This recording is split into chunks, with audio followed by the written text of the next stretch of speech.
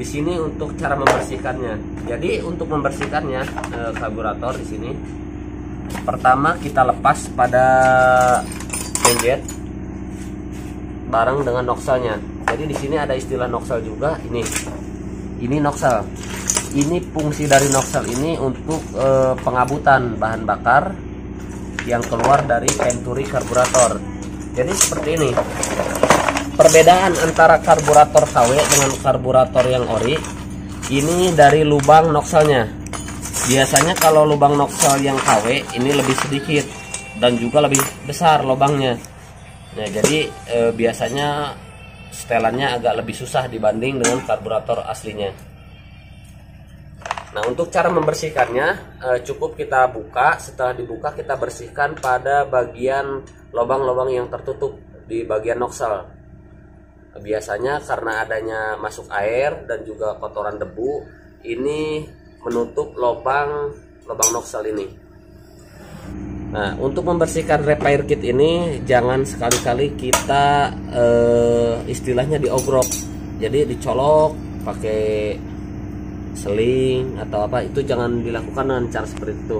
Karena kalau dilakukan dengan cara seperti itu biasanya bisa merubah ukuran lubang yang sudah ada ketentuannya.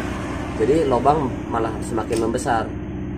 Jadi cukup kita bersihkan. Kalau ada pakai carbo cleaner atau pakai bensin juga bisa kita semprot. Di sini juga biasanya sering terjadi pada motor Supra ya. Ini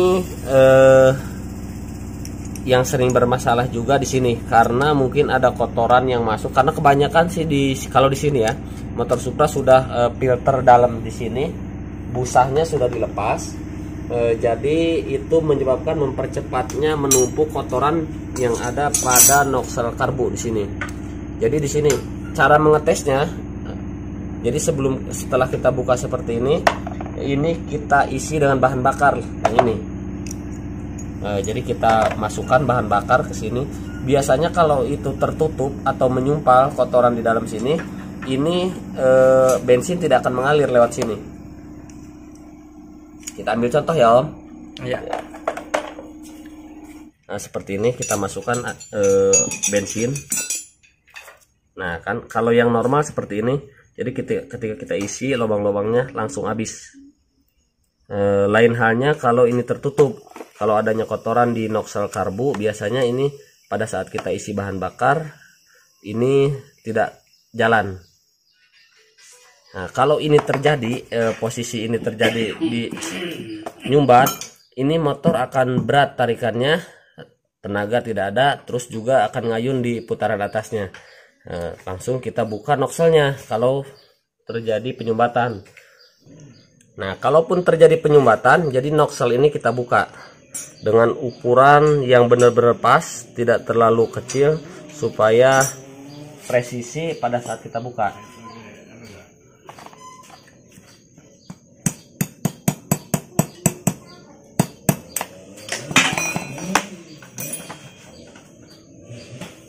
Nah, jadi noxel sini.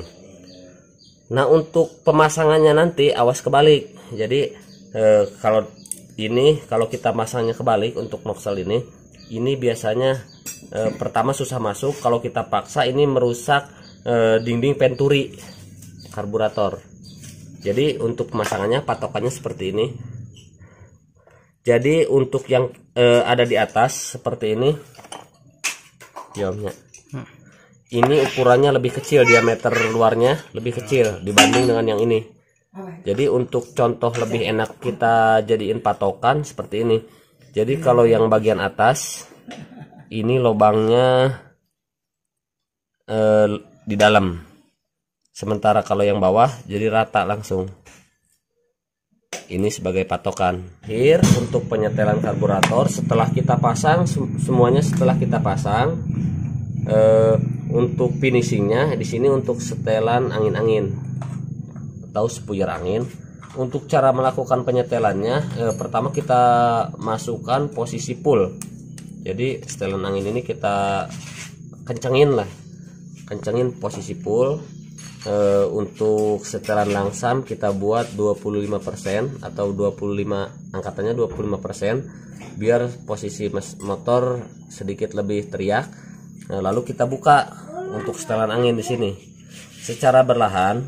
Kita buka seperti ini sampai suara tertinggi, jadi sampai suaranya lebih teriak. Di situ setelan yang pas itu untuk lebih teriak, jadi pas posisi setelan paling tinggi itulah yang kita pakai. Atau dengan metode standarnya kita pakai angkatan 1,5 putaran. Jadi seperti ini putarannya, posisi titik awal di sini. Nah, kita putar 1 sampai setengah, berarti di sini posisinya. Nah, tapi cara ini biasanya karena untuk repair kit ataupun spuyernya sudah berusia, biasanya setelan ini kurang pas. Jadi yang pas itu cara yang pertama tadi, jadi di posisi suara tertinggi. Untuk pemasangan jarum pelampung biasanya sering banyak yang keliru. Jadi untuk pemasangan jarum pelampung di sini ada nok, kelihatan no? Nah, jadi noknya kita pasang ke paritnya di sini seperti ini. Jadi posisi yang benar, posisi kita tarik tidak lepas, berarti noknya sudah pas. Jangan kita tumpang seperti halnya motor Yamaha, itu berbeda. Jadi untuk Supra masuk sini.